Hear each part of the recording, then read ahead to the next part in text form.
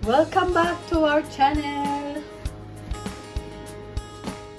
It's been a long time bago tayo na naman nakagawa ng panibagong vlog.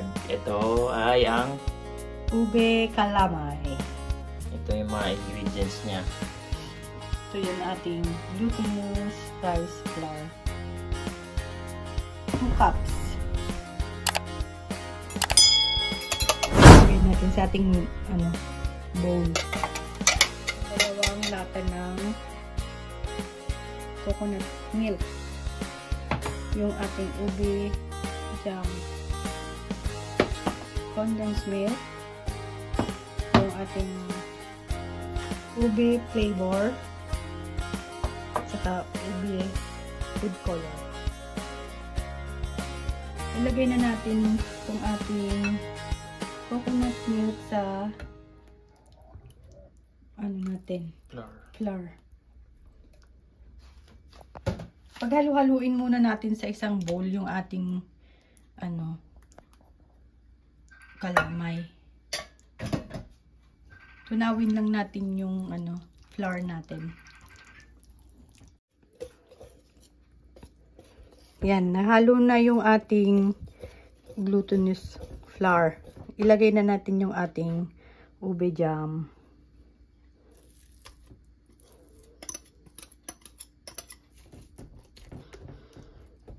Mix lang ng mix.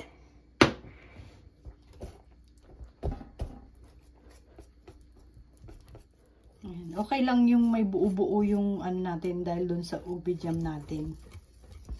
Tapos, lagyan na natin yung ating gatas, condensed milk.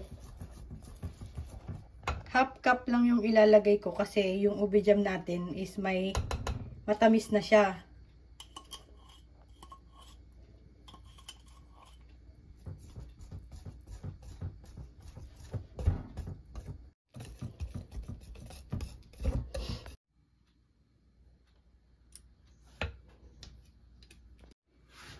Transfer ko na dito sa ating kawali para dito na tayo magluto.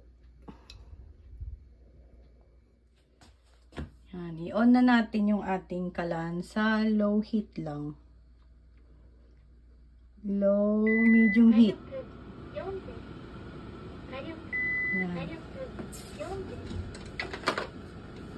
Tapos haluin na lang. Tapos haluin natin to. Dito tayo mapapalaban sa haluan.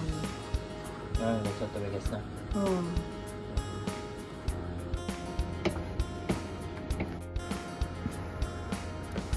Medyo tumitigas na yung niya.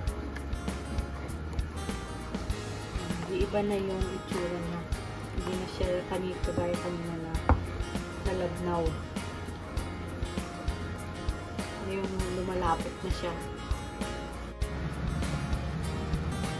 Ayan na po. Mga after 12 minutes na yan. So, medyo maano pa. Hindi pa siya yung ganun katigas. Hinahanap kasi natin dito yung para siyang ano ba yun tawag doon? Makunat.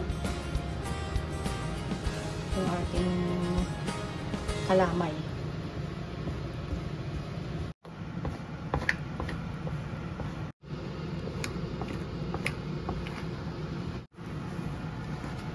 Almost 40 minutes na po siya.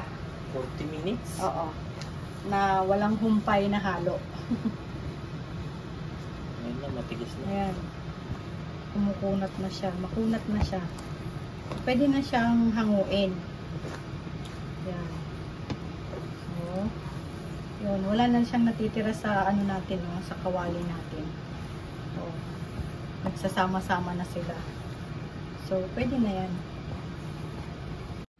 Ilagay na natin dito sa ating lalagyanan. Brinash ko yan nung ating coconut oil. Kasi maglalagay tayo sa ibabaw niya mamaya ng latik. Yan, ang ganda. Ang ganda. Anong tawag yan? Ube calamay.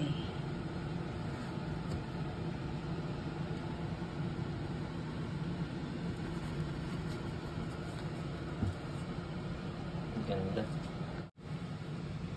Ayan. Ito naman yung ating latik. Ilagay na lang natin to sa ibabaw. Ayan. Ano, ready serve na. Palamigin muna natin bago natin ready siya. to serve na. Kakainin ko na yun.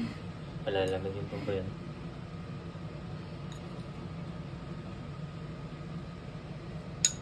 Ano yan? Palalamigin sa rep? Hindi.